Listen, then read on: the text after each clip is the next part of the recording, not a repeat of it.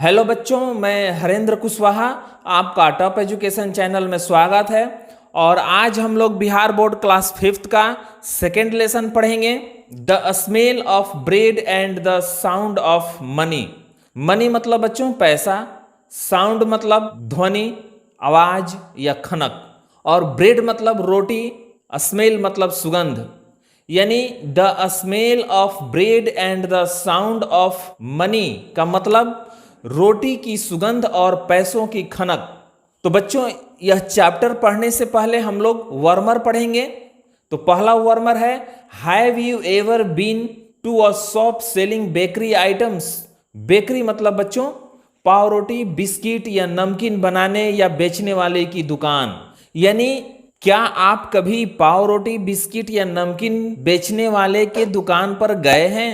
दूसरा वर्मर है, have you ever smelled the delicious products there. Product मतलब बच्चों वस्तुएं, और डिलीशियस मतलब स्वादिष्ट, और स्मेल्ड मतलब सुगंध। यानी क्या आप उनके स्वादिष्ट वस्तुओं का सुगंध लिए हैं। यानी बच्चों यदि आप बेकरी के दुकान पर गए हैं तो क्या आप उनके स्वादिष्ट वस्तुओं का सुगंध लिए हैं। तीसरा वर्मर है, हाउ डिड यू फील। यदि आप बेकरी के वस्तुओं का सुगंध लिए हैं तो आपको कैसा लगा। बच्चों इन सारे सवालों का जवाब आप लोग कमेंट बॉक्स में कमेंट करके बताइएगा। तो बच्चों इसके बाद अब हम लोग का चैप्टर है, there was once a stingy baker. Baker मतलब पाव रोटी बनाने वाला, बिस्किट बनाने वाला, और स्टिंजी मतलब कंजूस। यानी there was once a stingy baker का मतलब एक कंजूस बेकर था। But he baked delicious bread. Delicious मतलब बच्चों स्वादिष्ट, और बेक्ड मतलब रोटी पकाना या सेकना। लेकिन वह बहुत ही स्वादिष्ट यानी सुगंधित रोटियां बनाता था। यानी बच्चों there was once a stingy baker but he baked delicious bread. यानी एक कंजूस बेकर था लेकिन बहुत ही स्वादिष्ट यानी सुगंधित रोटियां बनाता था। There was a poor man. Poor man मतलब बच्चों गरीब आदमी, यानी एक गरीब आदमी था। He wished to enjoy sweet smelling bread. Smelling bread मतलब बच्चों सुगंधित पाव रोटी, और इंजॉय मतलब आनंद, और विश्ड मतलब चाह या इच्छा। यानी वह गरीब आदमी मीठी सुगंध वाली पाव रोटी का आनंद लेना चाहता था, चखना चाहता था, खाना चाहता था। But he did not have any money. Money मतलब बच्चों पैसा। लेकिन बच्चों उस सुगंधित पाव रोटी को खरीदने के लिए उस गरीब आदमी के पास पैसे नहीं थे। So he would stand outside the bakery every day. Every day मतलब बच्चों प्रत्येक दिन या रोज, और आउटसाइड मतलब दुकान के बाहर, सामने, और स्टैंड मतलब खड़ा होना। यानी इसलिए वह रोज पाव रोटी की दुकान के सामने खड़ा हो जाया करता था। Enjoy the nice smell of baking bread, और पकती हुई पाव रोटी का सुगंध लेता था। यानी बच्चों उस पकती हुई रोटी का सुगंध लेकर उस गरीब आदमी को ऐसा लगता था जैसे मानो उसने रोटी खा ली हो। The baker was very angry with the poor man. Angry मतलब बच्चों गुस्सा या नाराज। यानी रोटी बनाने वाला व्यक्ति एक दिन उस गरीब आदमी को रोटी का सुगंध लेते हुए देख लिया और बहुत गुस्सा हुआ यानी नाराज हुआ। He felt that anyone who smelt his delicious product should pay for the smell. Anyone मतलब बच्चों कोई, smelt मतलब सुगंध, और डिलीशियस मतलब स्वादिष्ट, प्रोडक्ट मतलब उसकी वस्तुएं पाव रोटी, बिस्किट या नमकीन, और पे मतलब बच्चों चुकाना या देना। यानी बेकर चाहता था कि कोई भी व्यक्ति जो उसकी स्वादिष्ट पाव रोटी, बिस्किट, केक आदि का सुगंध लेता है तो उसे उस सुगंध के बदले में पैसा देना चाहिए, उसे पैसा चुकाना चाहिए। So he took the poor man to the court. Court मतलब बच्चों कचहरी। यानी इसलिए वह उस गरीब आदमी को कचहरी ले गया।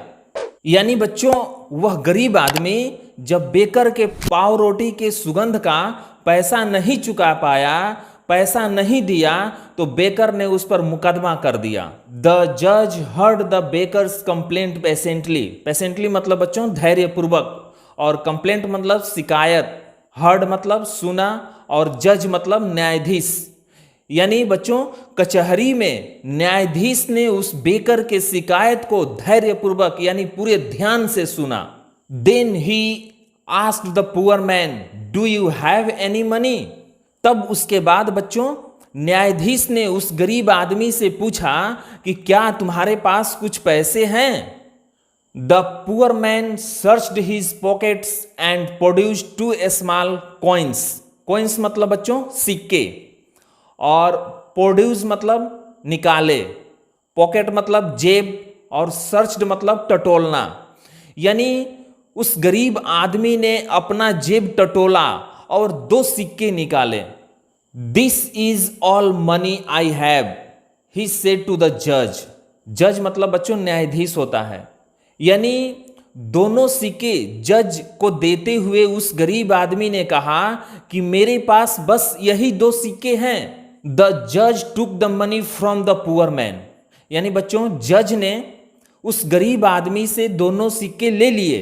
The baker was dilated. Dilated मतलब बच्चों खुश होना या प्रसन्न होना।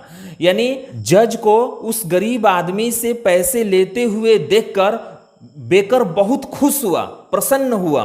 ही smiled and eagerly held out his hand to take the money from the जज। ईगरली मतलब बच्चों उत्सुकता पूर्वक, उत्सुकता से, और स्माइल्ड मतलब मुस्कुराया। यानी वह मुस्कुराया, बेकर मुस्कुराया और बड़ी उत्सुकता से सिक्के लेने के लिए न्यायाधीश की तरफ हाथ बढ़ाया। यानी बच्चों बेकर ने समझा कि न्यायाधीश उस गरीब आदमी से पैसे लेकर के उसे दे देगा, यानी बेकर को दे देगा। बट द जज did not give money to the baker. लेकिन जज ने बेकर को पैसे दिए नहीं। He only jingled the coin together. Together मतलब बच्चों एक साथ, और जिंगल मतलब खनखनाना। यानी जज ने सिक्कों को हाथ में लेकर केवल खनखनाया। He then return them to the poor man.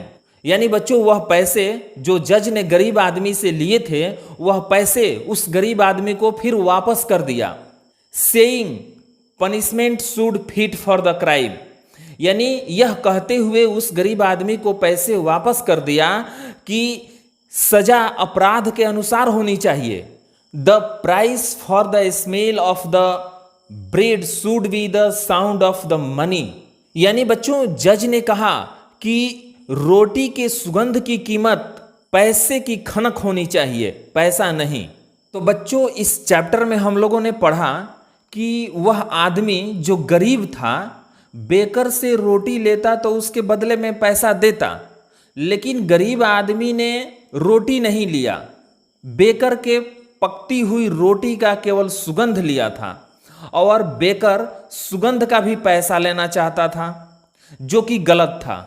इसलिए जज ने बेकर को सबक सिखाते हुए बताया कि रोटी के सुगंध की कीमत पैसों की खनक होती है, पैसा नहीं।